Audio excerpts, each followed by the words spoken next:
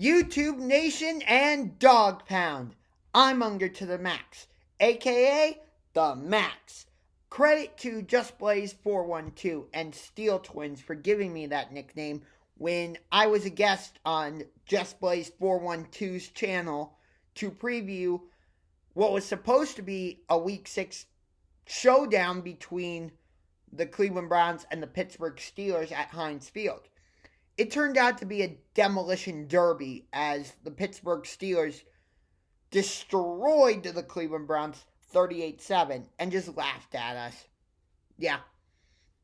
Speaking of the Pittsburgh Steelers, they were supposed to host the Baltimore Ravens on Thanksgiving night in Heinz Field in round 2 of their AFC North grudge match because these two teams just don't like each other.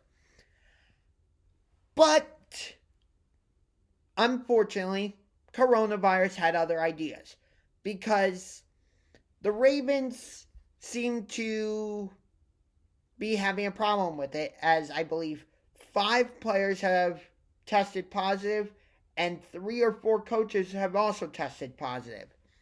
Thus, the NFL decided, no, we're not going to have the Ravens and Steelers play on Thanksgiving night. We're going to move the game to Sunday. I don't know what time the game is being played on Sunday, but all I can tell you is that Ravens-Steelers is no longer being played on Thursday, November 26th. It will instead be played on Sunday, November 29th. Okay, so on November 22nd, the Browns played the Philadelphia Eagles. And obviously, I did not root for the Philadelphia Eagles because, as you can see, I am a diehard Cleveland Browns fan. However, tonight, I am rooting for Philadelphia, but not the Eagles. I'm rooting for Villanova. I am a huge Villanova fan, basketball fan, actually. I have been since, at least since 2009. So, you bet when Chris Jenkins hit that three-pointer to beat North Carolina in the 2016 National Championship, I was going crazy. And then when Villanova destroyed Michigan in the National Championship, courtesy of Dante DiVincenzo just losing his mind and just going off, I was going nuts again.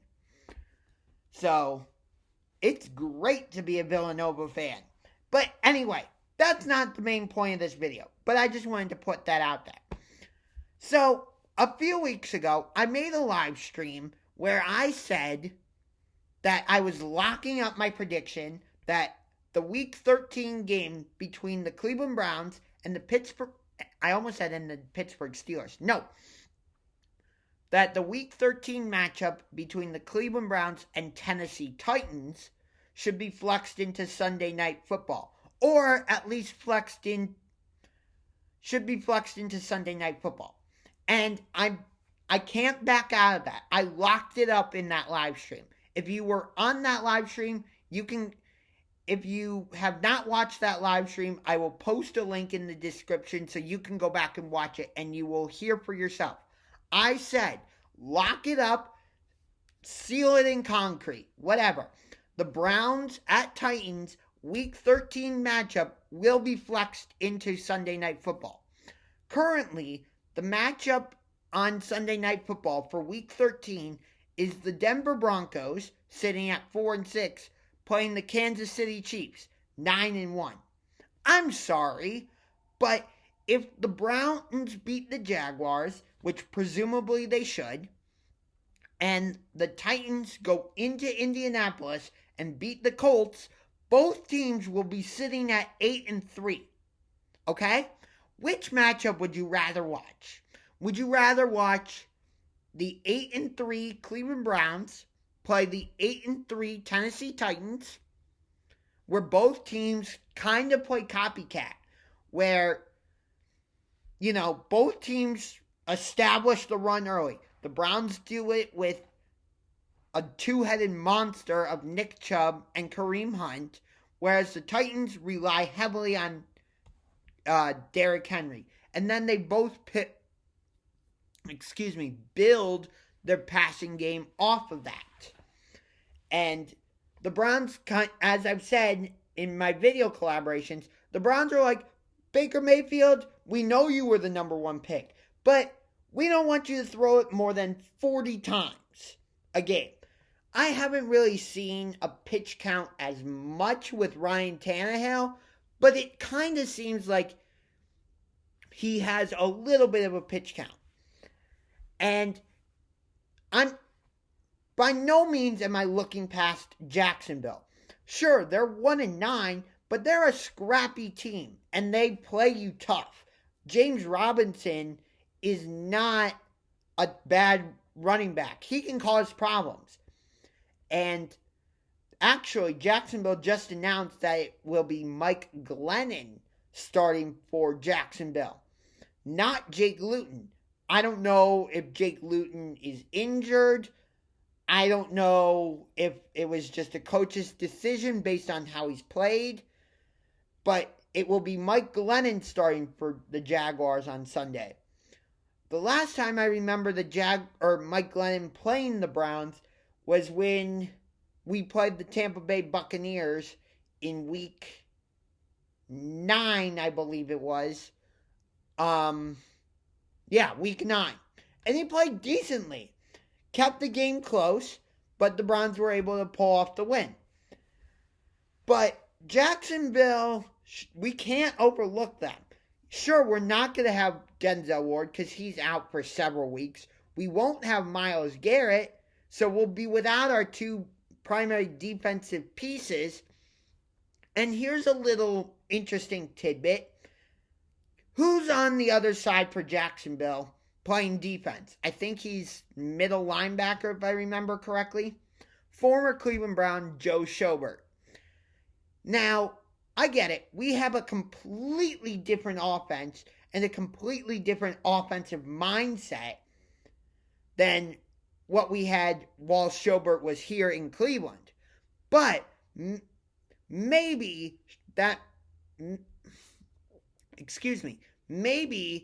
Schobert can still share some information with members of the Jaguars defense about how to prepare for Baker Mayfield or what the Browns like to do. So I'm not going to say that worries me, but it's an interesting little tidbit.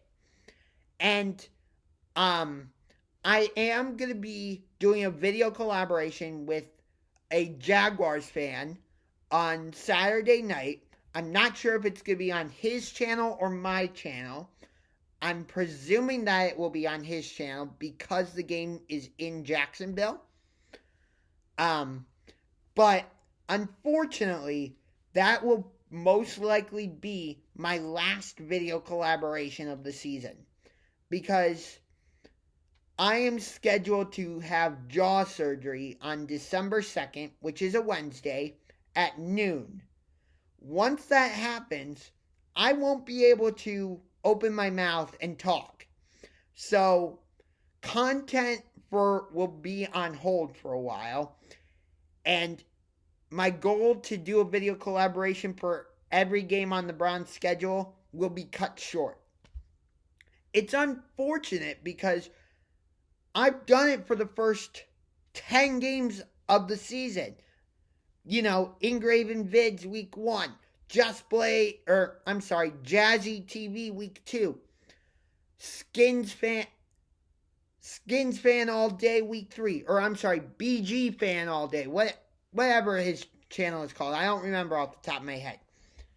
Cowboys fan only week 4. Bring the Juice podcast for the Colts week 5. Week 6 was Just Blaze 412 and Steel Twins. Week 7, Jazzy TV. Week 8 was Samoan Raider and Spotlight Raiders talk. Week 9 was our bye week. Week 10, I was on Sauce Sports to discuss the Browns-Texans game. And of course, last week, I had Philly 500 on the channel to discuss the Eagles-Browns matchup in Week 11. And I was really looking forward to talking Browns-Titans Week 13 with Titan Upload. I was so excited to discuss Ravens-Browns in Week 14 with Ingraven Vids on Monday Night Football here in Cleveland. Week 15, I was probably going to reach out to Bad Dog Sports to discuss Browns at Giants. Week 16, I was going to reach out to an old friend of mine, Gangrene David, to discuss the Browns and the Jets.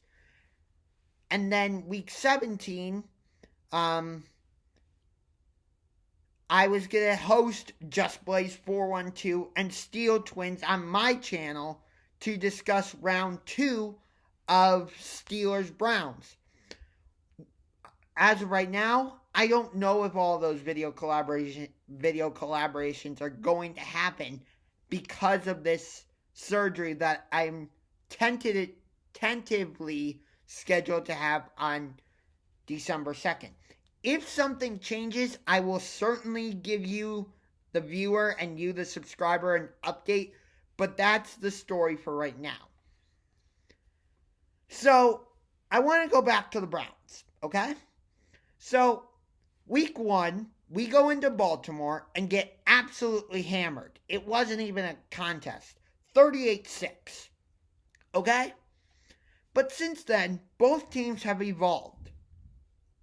The Ravens haven't necessarily evolved in the good way, because think about this. Lamar Jackson is now 0-3 against Patrick Mahomes and the Kansas City Chiefs. He's 0-1 against Big Ben Roethlisberger and the Pittsburgh Steelers. And he's now 0-2 against the Tennessee Titans. So, by my calculations, 3 plus 1 is 4. He's 0-6 in what I would consider to be big games. 0-6. Because again, he's 0-2 against the Titans, 0-1 against Big Ben and the Steelers, 0-3 against Patrick Mahomes and Kansas City. And on top of that, Lamar Jackson and the Ravens had an opportunity to beat the Chiefs on Monday Night Football in Week 3 in Baltimore. And they failed. Horribly. So, maybe Lamar Jackson and the Ravens aren't who we thought they were. Think about this, okay? The Titans were in Baltimore to play the Ravens on Sunday, right? Okay. Tennessee goes out to the middle of the field to kind of say, we beat you here last year, and we're going to beat you here again. It may say that this is the Ravens' home stadium, but we're starting to make ourselves very comfortable. And guess what? Nobody from the Ravens went out to do anything. The only person that went out to try and defend the Ravens' name, logo, whatever, legacy, was their coach, John Harbaugh. What kind of message does that send to the Titans? Like, nope, you can just come out to the middle of our field and, stomp on it and do whatever. Like, really? Really? That's how you're going to treat this, Baltimore? Okay, and let's take a look at the remaining Ravens schedule, shall we? I will read it off to you. Okay? So, they have the Steelers on Sunday. Then they host the Cowboys on on Thursday Night Football. Then they play the Browns on Monday Night Football in Cleveland. They host the Jaguars. They host the Giants. And then, let's see.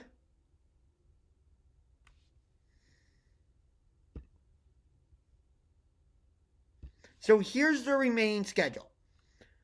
They're at Pittsburgh on Sunday, Thursday night football against Dallas, Monday night football at Cleveland, home against Jacksonville, home against the Giants, and at the Bengals. That's a pretty easy schedule for the Ravens, except for Pittsburgh, Cleveland, and the Giants could give them some problems. But the Ravens are sitting at 6-4 right now. If they lose this game on Sunday against Pittsburgh, Baltimore could find themselves sitting at home instead of playing January football. Think about that. Think about that. Based off of what we saw in 2019, I predicted in week 1, when I was doing the video collaboration with Engraven Vids, I predicted that it would be the Baltimore Ravens hoisting the Vince Lombardi Trophy on February 7th at Raymond James Stadium in Tampa Bay at the end of Super Bowl 55 after beating Aaron Rodgers and the Green Bay Packers. That's not going to happen now. No, Baltimore, the way the Ravens are playing right now, they're not going to the Super Bowl. There's nobody on the Ravens offense that scares me. Not even Lamar Jackson. I'm sorry, but it's the truth. Sorry, I have something in my eye. Excuse me. There's nobody on the Ravens that scares me. Lamar Jackson doesn't scare me. J.K. Dobbins doesn't scare me. Mark Ingram doesn't scare me. Although Dobbins and Ingram both tested positive, so I presume they will not be playing against the Steelers on Sunday, meaning it will be up to Lamar Jackson and Gus Edwards. But let's think about their receiving core. Okay, they have Mark Andrews, decent tight end, but doesn't really scare me. They have Hollywood Brown, doesn't really scare me. He even tweeted a few weeks ago that he wants the ball more. He quickly deleted it, but still. And then Willie Snead, no, doesn't really scare me. So there's nobody on the Ravens that really scares me. Oh, and the Ravens, as I said, they lost to the Titans on Sunday in overtime. The Browns won on Sunday against the Eagles, 22-17.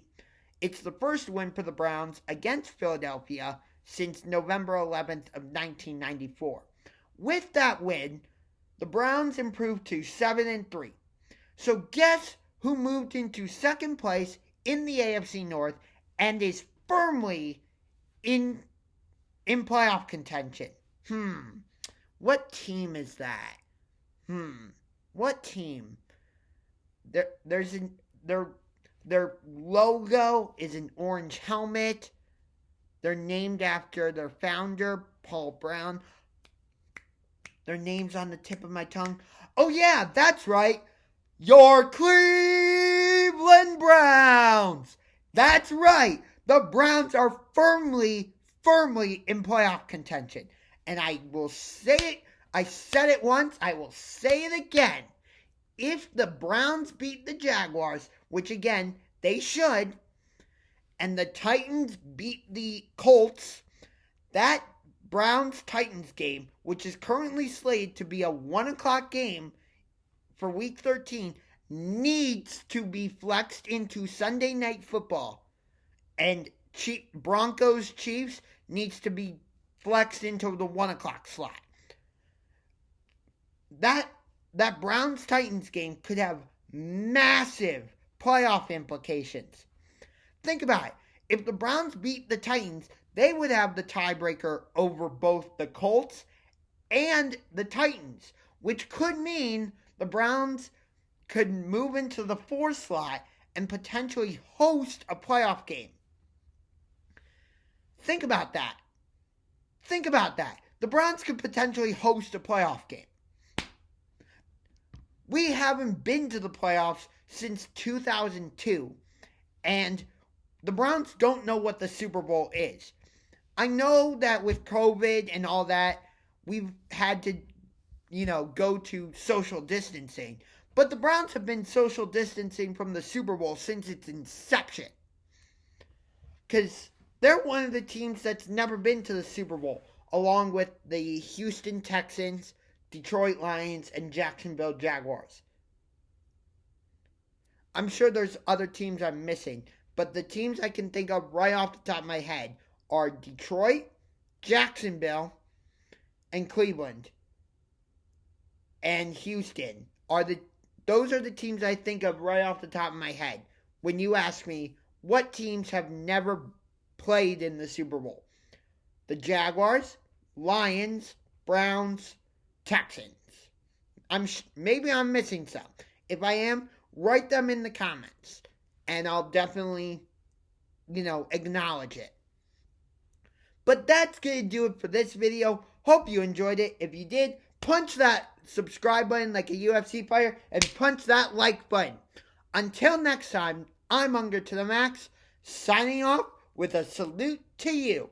Stay safe, stay healthy, and I hope you have a fantastic Thanksgiving. And I will see you next time. Peace.